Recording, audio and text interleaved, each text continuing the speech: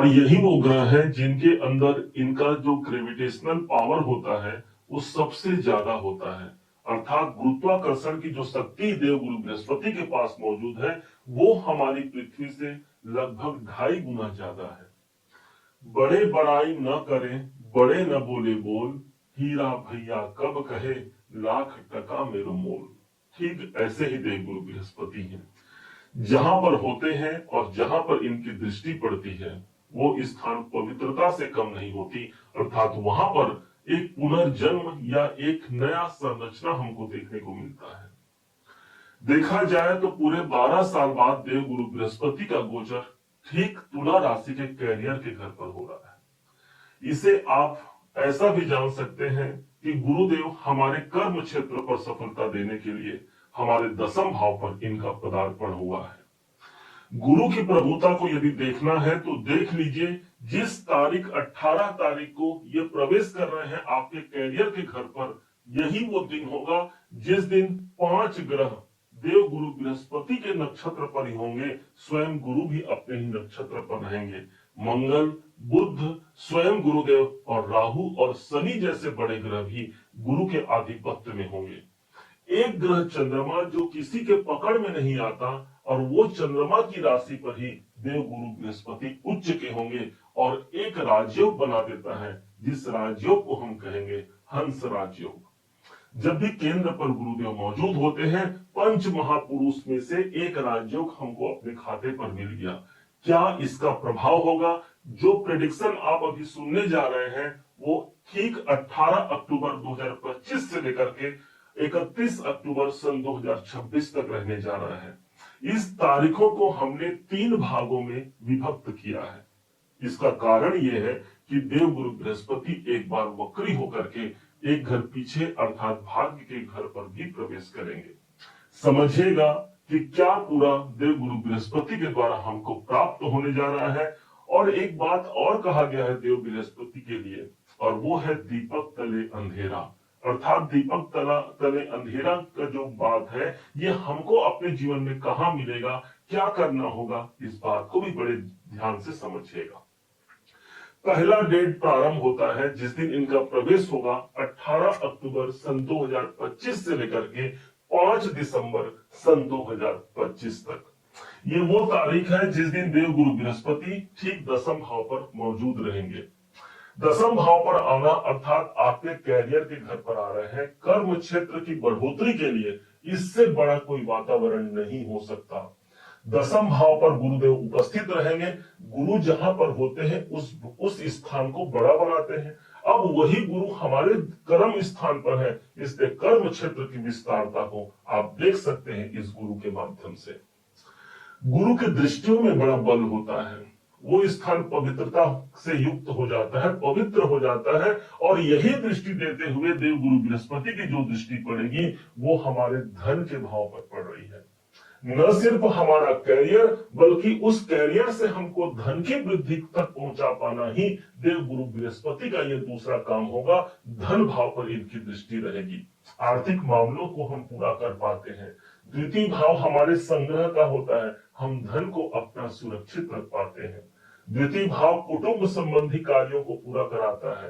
यदि आपके कार्य ही ऐसे हैं जो स्पीच से जुड़ा हुआ है, वाणी से जुड़ा हुआ है, निश्चय जानिए देव गुरु बृहस्पति का धन भाव पर दृष्टि देकर के धन के साम्राज्य को परिपूर्ण करता है। गुरु के पास जो अगली दृष्टि है वो पहुंचती है सीधे 6ठे भाव पर, और 6ठा भाव तो हमारा जॉब है ना, हमारा नौकरी है। यदि नौकरी को लेकर के किसी कारण से मन अशांत है, वो पॉजिटिव सिचुएशन नहीं बन पा रहा है, वो हालात नहीं बन पा रहा है, तो ध्यान दीजिएगा देव गुरु बृहस्पति स्वयं कैरियर के घर से नौकरी को देख रहे हैं। अर्थात नौकरी में इस समय पर कैरियर बना सकते हैं। कोई रुका हुआ कार्य सबसे ज्यादा मजबूती से पूरा होगा। मान सम्मान पद प्रतिष्ठा की वृद्धि को दिला पाना इस गुरु का दायित्व है जो नौकरी के घर पर 10वें भाव से अपना फल प्रदान कर रहे हैं। अब दूसरे डेट पर चलते हैं। 5 दिसंबर सन 2025 से लेकर के 2 जून सन 2026 तक। इस समय पर होगा क्या, देव गुरु बृहस्पति वक्री हो जाएंगे और वक्री होकर के एक घर पीछे इनका प्रवेश हो जाएगा, और यही गुरु हमको मिलेंगे ठीक हमारे नवम भाव पर। आप ऐसा जानिए कि आपने अपने घर का बनाने का कॉन्ट्रैक्ट किसी कुशल कारीगर को आपने सौंप दिया। उन्होंने घर का निर्माण तो किया, लेकिन जल्दीबाजी में, चूंकि देवगुरु बृहस्पति अभी अतिचारी चल रहे हैं और जल्दीबाजी में ये एक घर आगे चले गए। 4.5 महीने का ही काम इन्होंने किया था इस घर में, लेकिन पुनः जब यहाँ पर 48 दिनों का समय इन्होंने व्यतीत कर लिया, तब उनको ध्यान आया कि अरे भाई, मैं तो कुछ भूल गया हूं। और उस भूल को सुधारने के लिए देवगुरु बृहस्पति पुनः फिर से हमारे नवम भाव पर प्रविष्ट होंगे और नवम भाव इस समय पर ज्यादा मजबूती से काम करेगा। अर्थात एक बार देवगुरु बृहस्पति इस घर से जुड़ चुके हैं, काम कर चुके हैं, और ये स्थान है आपके भाग्य का। भाग्य हमारा साथ देता है। जो भाग्य हमसे रूठ गया था, या यूं कहे हमने अपना सर्वस्व लगा दिया, हमने अपना कर्म लगा लिया, सब कुछ करके देख लिया, लेकिन जब अंत समय जब आता है उस कार्य की पूर्णता का, तब ऊपर वाला ही हमारा सहयोगी बनता है, वही हमको सुधार करता है। और यही है हमारे भाग्य की सार्थकता, जो देवगुरु बृहस्पति के माध्यम से मिलने जा रही है। जब आप किसी परेशानी में होते हैं और ईश्वर को पुकार रहे होते हैं, तब समझिए कि उस समय पर आप ज्योतिष के अनुसार आप देवगुरु बृहस्पति को पुकार रहे होते हैं। और यही देवगुरु बृहस्पति, जो कि ईश्वर का आशीर्वाद है, हमारी उन भावनाओं को समझता है, क्योंकि ये चंद्रमा की राशि पर है। चंद्रमा को हम इमोशन कहते हैं, भावनाएं कहते हैं, और उन्हीं भावनाओं को पूरा करता है जो हमने एक सकारात्मकता से दूसरों को दिया है और अपने जीवन में आत्मसात किया है। अर्थात भाग्य उन्नति के लिए एक सुंदर माहौल हमको देखने को मिलेगा। गुरु के पास अब चूंकि नवम भाव पर आ गए हैं, तो दृष्टियों में भी परिवर्तन हो गया। अब जो दृष्टि पड़ेगी वो सीधे कहीं और नहीं, तुला राशि पर ही पड़ेगी। गुरु स्वयं आध्यात्मिक ग्रह है, नवम भाव हमारे धर्म से जुड़ा है, एक ब्राह्मण वर्ण का ग्रह है ये देवगुरु बृहस्पति, और नवम भाव धर्म के स्थान से तुला राशि पर इनकी दृष्टि आएगी, अर्थात हम धर्मवान होंगे।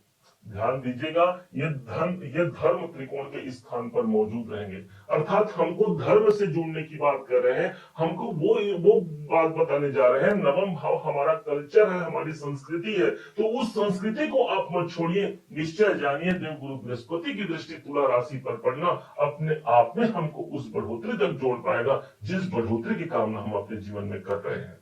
किसी कारण से स्वास्थ्य में अशांति है, उस बेहतर स्वास्थ्य को हम प्राप्त कर पाते हैं।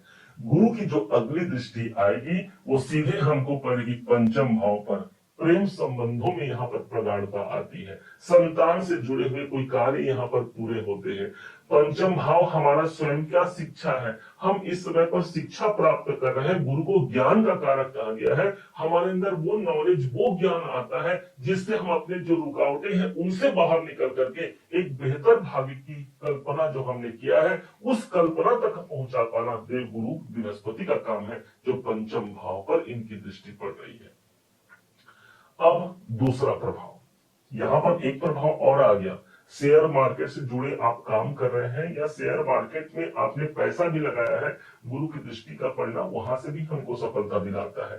प्रारब्ध के प्रतिफल हमको मिल सकते हैं, जो हमने पुण्य किया है पहले और उस पुण्यों का फल नहीं मिला। आप क्या समझ रहे हैं, जो आपने पुण्य किया है, किसी का को दान दिया है, भगवान के प्रति जो आपने माला फेरा है, उसका क्या प्रतिफल नहीं मिलेगा? उसका प्रतिफल एकमात्र देवगुरु बृहस्पति देते हैं, और उन्हीं की दृष्टि हमको पंचम भाव पर प्राप्त हो रही है। अगले डेट पर चलते हैं, और वो तारीख होगा 2 जून सन 2026 से लेकर के 31 अक्टूबर सन 2026 तक।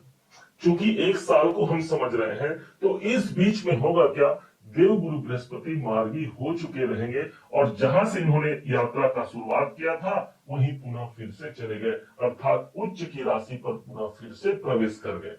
अब चूंकि सेम वही पोजीशन होगा कि एक बार वो काम कर चुके हैं, फिर से उसी स्थान पर जा रहे हैं, तो अब वहां के जो बिगड़े हालात रहेंगे, जो करियर में कुछ कमी रह जाएगी, उस काम को हम और ज्यादा मजबूती से आगे बढ़ाएंगे। सेम इनकी दृष्टि धन भाव पर पड़ेगी। जो धन हमसे चूक गया है, जो रूठ गया है, उस धन की प्राप्ति हम करा पाते हैं। कौटुंबिक वातावरण को हम मधुर बना पाते हैं। कुटुंब में हमारे जीवन में यदि ये गुरुदेव आए हैं दसम भाव पर, तो इसका मतलब हो गया हमारे कुटुंब के लिए जो हमारी जिम्मेदारियां हैं, उन जिम्मेदारियों का हम निर्वहन भली भांति कर पा रहे हैं।